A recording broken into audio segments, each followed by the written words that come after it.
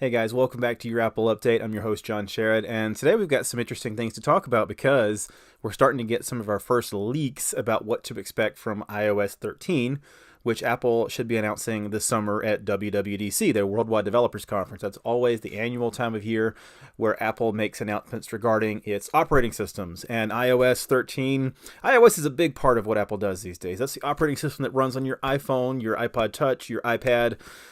This is the main thing. Since the iPhone is the main thing that drives Apple's revenue, this is a huge thing. And we got some leaks courtesy of 9to5Mac. This is the same people that brought us the news that we did a video on last week talking about how Apple's going to be killing iTunes. And if you haven't seen that video, check it out as far as what to expect in iTunes' place. So they've got some information now from, again, this is 9to5Mac, and they quote people familiar with the development of the operating system, so these unnamed sources. But all of this makes sense. Now, one of the things that we've known for a year since the last WWDC is that Apple is planning to make it possible for developers to easily bring iOS apps over to the Mac. So if you're a developer and you've created an iPad app, it's going to be relatively simple for you to bring that app over to macOS and have it be an actual functioning Mac app. And last year, they introduced some new apps in macOS, including the News app, which was built on this framework, this app development framework that they're going to be releasing to all developers this year at Worldwide Developers Conference. And I bring that up front just because this is going to tie into this first thing that 9to5Mac covered, and that is dark mode. And at first, that might not seem connected to what I was just talking about, but since we have dark mode in macOS now, which was introduced at last year's WWDC as part of macOS Mojave. If you're going to have dark mode Mac apps that you're then going to make available, over to iPad, it makes sense that these apps can go seamlessly back and forth between iOS and macOS and either be in light mode or dark mode. Also, dark mode has just proven very popular with Apple customers. With many of the Mac users I've talked to, dark mode has been overwhelmingly popular. Now, I'm kind of a traditionalist myself, so I still tend to use the light version. I've experimented with the dark version, but I just kind of prefer the classic traditional light Mac interface. But a lot of people are loving dark mode on the Mac, and a lot of people have been wanting dark mode in iOS for a long time. I've got one friend in particular that every year, he's hoping that Apple's finally going to bring dark mode to iOS, and this year it looks like that's finally going to happen, and that's pretty exciting because a lot of people are going to be really, really interested in that. Also got some news about how iOS 13 is specifically going to work on iPad. iPad is an interesting product because it is kind of that middle ground between the type of work you would do on an iPhone and the type of work you would do on a Mac. And it is interesting because lots of people have loved the iPad form factor and have been finding creative ways to do full desktop Mac type work on an iPad. And Apple has made some steps in that. iOS 11 was a big step toward adding more power features to iOS for iPad specifically, like the dock and the ability to have multiple apps open at the same time. That's going to take me into one of these leaks.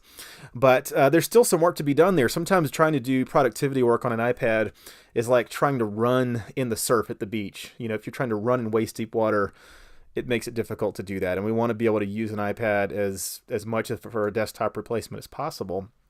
So one of the things that we've kind of heard rumors about for a while is that iOS 13 would introduce a windowed mode for working with apps on an iPad. So you've never been able to have Windows, not capital W Windows like Microsoft Windows, but the ability to have the same app but multiple windows in that app open. That's never been possible in an iOS app.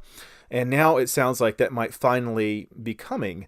And I want to specifically quote from their article. It says, each window will also be able to contain sheets that are initially attached to a portion of the screen, but can be detached with a drag gesture, becoming a card that can be moved around freely. These cards can also be stacked on top of each other and use a depth effect to indicate which cards are on top and which are on the bottom. Cards can be flung away to dismiss them.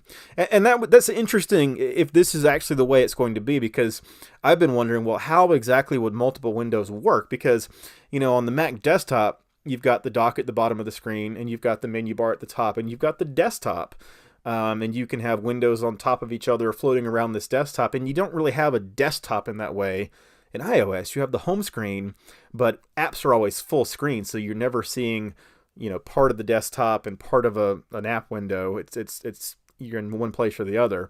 So it sounds like what this is going to be is your app is still full screen, but within that canvas, you can have multiple windows that are kind of like palettes that kind of float there and can be moved around and resized and attached and unattached and things like that. So I think we'll need to really see Apple demo this on stage to get a full sense of what this is like, but that's an intriguing way to do it, and it's going to be interesting to see kind of how developers utilize that and what they do with it.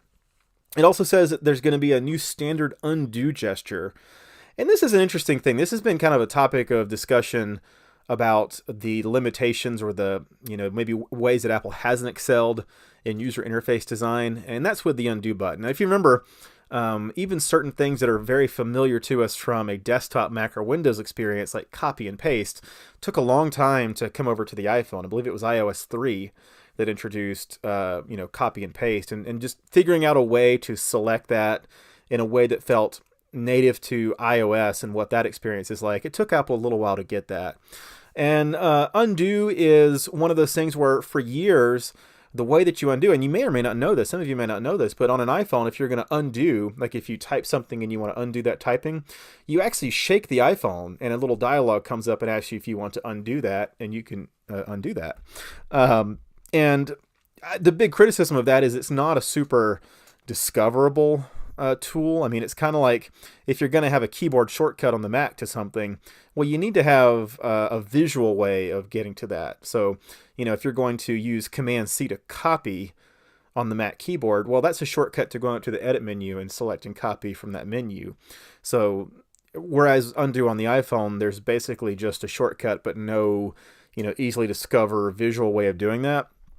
And the article mentions a new standard undo gesture that I'm not sure is going to help that. It says in the article, the gesture starts as a 3-finger tap on the keyboard area, sliding left and right allows the user to undo and redo actions interactively. And it says that like a tutorial will pop up the first time you go and do this. And I just don't see how that's super helpful. Again, maybe just give us a button on the iPhone keyboard. There is in the iPad keyboard a button for undo and redo, but maybe give us that on the iPhone keyboard. But I don't know that that's really, I guess on the iPad, that is better than picking up the iPad and shaking it. That certainly could cause problems, especially as the screens on the iPads get bigger. But I don't know. I don't know if that's any better than the current shortcut for undo, apart from that fact. This is a big one for me. This may seem, again, like a small thing, especially if you're not used to using an iPad. If you're more iPhone, this isn't going to apply. But they say that the Safari, the iPad version of Safari will automatically request a desktop version of the site instead of the mobile version where appropriate. And to me, that is huge because a lot of times, web developers will create a mobile version of their website, which is helpful.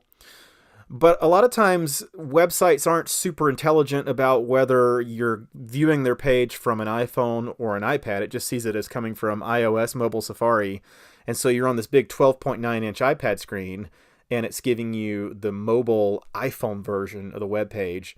Whereas really, just the standard desktop version is much more appropriate for how you're using their website on that particular device. And you can go and use the little share sheet button and actually go and tap a button that says request desktop site, but that's tedious, especially if you're visiting and leaving and coming back to the same website a lot. So I really like this idea that iOS is going to more intelligently deliver you the desktop version if it knows you're on an iPad and it knows that's more appropriate. Brilliant. Another thing that's a really nice thing, especially for people who are doing desktop publishing or a lot of heavy word processing on an iPad, is that there's going to be font management coming to the Settings app. So as of today, the way you get an extra font on your iPad is you use a configuration profile, and that's really more of like an iOS administrator would do for a whole fleet of iPads for a school or a business. And that's not something that's at all easy or intuitive for an end user. And so now, if you want to load additional fonts beyond what comes in iOS automatically, there's going to be a way to do that in the settings. And again, that may or may not be something that you use, but a lot of people are going to find that super helpful. And a new volume HUD or heads-up display. Like right now, when you do volume up and down, like on your iPhone, it just kind of takes over the screen, and it's kind of a clunky thing. So the article didn't say exactly what this might look like, but I can imagine something kind of like in Apple TV where you have something up at the top that's much less intrusive, but that still displays volume changes. And there's a few other things they mentioned in the article, but those are the big things that I wanted to highlight. And it's exciting. Like I said, we're about a month and a half away from WWDC, so we're going to find out very soon exactly, if what 9 to 5 Mac has said is going to pan out. It does sound like this is all very reasonable stuff. And I can't wait to see Apple demo it and kind of see exactly how they're going to tell the story of these new features. As I said, one of the most recent videos I did was on the replacement for iTunes and what Apple has in store for that. So check that out. It'll be a good video to watch as a follow-up. Go ahead and hit that subscribe button and check back later this week for the next episode of Your Apple Update. Bye.